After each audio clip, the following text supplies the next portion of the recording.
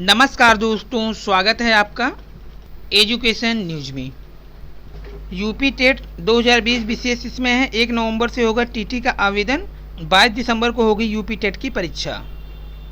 तैयार रहें, assistant professor की भर्ती का विज्ञापन जल्द, सारी प्रक्रियाएं कंप्लीट। और 69,000 शिक्षक भर्ती अपडेट न्यूज। आंसर की प्रकरण लखनऊ हाई कोर्ट में हो चुका है आज लिस्टेड। तो लखनऊ खंडपीठ हाई कोर्ट में 24वें नंबर पर लिस्टेड हुआ है आंसर की 69,000 शिक्षक भर्ती केस प्रकरण। आज सुनवाई होने की भी संभावना है। आपको बता दें कि 4 से 5 क्वेश्चन को आपत्ति को लेकर के ये केस चला गया था सुप्रीम कोर्ट तक, लेकिन बाद में सुप्रीम कोर्ट ने ट्रांसफ़र करते हुए कहा वहीं से आप समस्या का हल करा सकते हैं। तो कब क्या हुआ है 69,000 में 1 दिसंबर 2018 को भर्ती का शासनादेश जारी हो गया था। 5 दिसंबर 2018 को भर्ती की विज्ञप्ति प्रकाशित हुई थी। 6 जनवरी 2019 को लिखित परीक्षा का आयोजन कराया गया था। 7 जनवरी 2019 को उत्तीर्ण अंक के बारे में शासनादेश जारी हुआ। समान वर्ग के लिए 65%, आरक्षित वर्ग के लिए 60% न्यूनतम अंक तय किए गए थे। तो इसे उसके बाद 29 मार्च 2019 को हाई कोर्ट ने समान वर्ग के लिए 45% और आरक्षित वर्ग के लिए 40% अंक तय किए। 6 मई 2020 को राज्य सरकार की विशेष अपील हाई कोर्ट ने स्वीकार की और भर्ती प्रक्रिया को पूरा करने को कहा। 8 मई को परीक्षा का रिजल्ट जारी करने के बारे में शासनादेश जारी हुआ। 12 मई को परीक्षाफल घोषित किया गया। 13 मई को लिखित परीक्षा के रिजल्ट के आधार पर भर्ती प्रक्रिया को आगे बढ़ाने के लिए शासनादेश जारी किया गया। 16 मई 2020 को बेसिक शिक्षा परिषद 69,000 शिक्षक को भर्ती को पूरा करने की अनुमति देने के बारे में शासनादेश जारी। 18 से 18 मई तक चयनित अभ्यर्थियों से ऑनलाइन आवेदन लिए गए। 27 से 31 मई के बीच अभ्यर्थियों को काउंसलिंग के लिए जिला भी आवंटित किया गया। 3 जून से जिला काउंसलिंग शुरू हुई। उसके बाद जो विवाद शुरू हुआ 69,000 में वो ख़त्म होने का नाम ही नहीं ले रहा है, यानी इस रात की अभी तक सुबह नहीं हुई है। आइए देखते हैं क्वेश्चन जो विवादित थे, जिस पर काफ़ी हंगामा भी हुआ, जिसमें शैक्षिक प्रशासन उपयुक्त विद्यार्थियों को उपयुक्त शिक्षकों द्वारा समुचित शिक्षा प्राप्त करने योग्य बनाता है, जिससे उपलब्ध साधनों का उपयोग करके अपने प्रशिक्षण से सर्वोत्तम को प्राप्त करने में समर्थ हो। यह परिभाषा कौन दिया?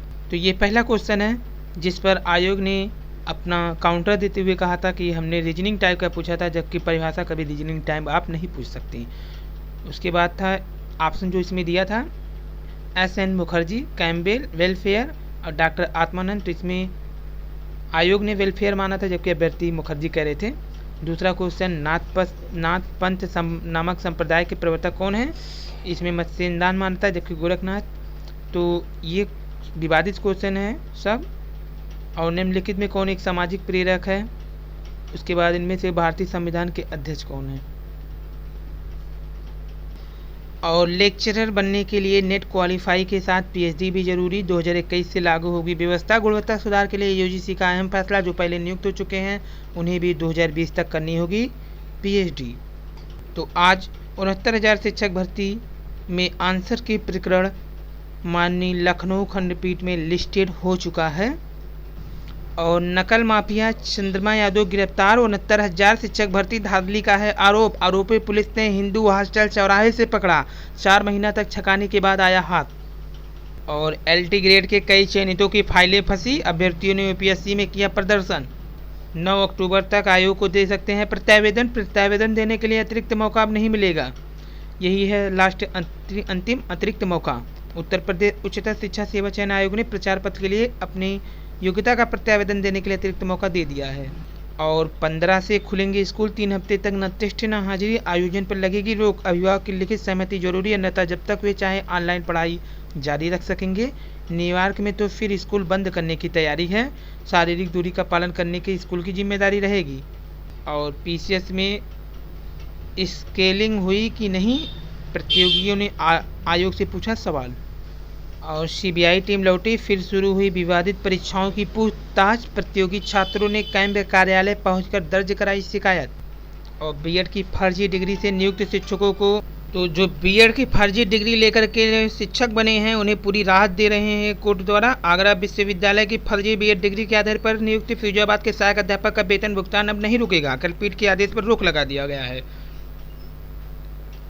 आपको बता दें कि 2004-05 में बड़े पैमाने पर आगरा विश्वविद्यालय से संबद्ध कॉलेजों ने B.Ed की फर्जी डिग्री बांटी थी, जिसमें SIT को जांच सौंपी गई। SIT ने अपनी रिपोर्ट में बड़ी संख्या में डिग्रियां बताई थी फर्जी।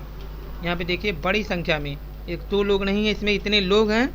वहीं गाइडलाइन का पालन करते हुए मजलिस की छूट। हाईकोर्ट ने वाराणसी की वक्फ इमामबाड़ा मस्जिद में मीर इमाम अली हैदर मेहदी की बेगम याचिका पर मजलिस की अनुमति दी है। कोर्ट ने कहा कोविड-19 अनलॉक 4 की गाइडलाइन का पालन करते हुए मजलिस की जाए।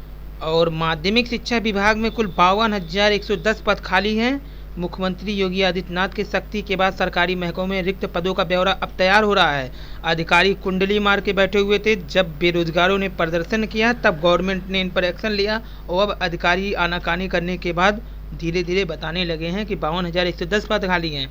ये पद हैं समूह का में एडेड माध्यमिक कॉलेज में प्रधानाचार्य के तो 2,110 पद, समूह खा में राजकीय कॉलेजों के प्रधानाचार्य के 3,369 पद, बेसिक शिक्षा अधिकारी और सहायक बेसिक शिक्षा 22 पद, वरिष्ठ प्रवक्ता 101, एडेड कॉलेज में प्रधानाचार्य 758, संस्कृत में 352, समूह गा में राजकीय महिला प्रवक्ता 626, राजकीय कॉलेजों में पुरुष प्रवक्ता के 1,293 पद खाली हैं, जबकि अन्य राजकीय कॉलेजों में सहायक अध्यापक के 4,257 पद खाली हैं, 4,257। राजकीय कॉलेज में सहायक अध्यापक के कुल 4,681 पद, यानी कुल 52,000 पद हैं। इसमें पदोन्नति का भी काफ़ी लोगों को इंतजार है।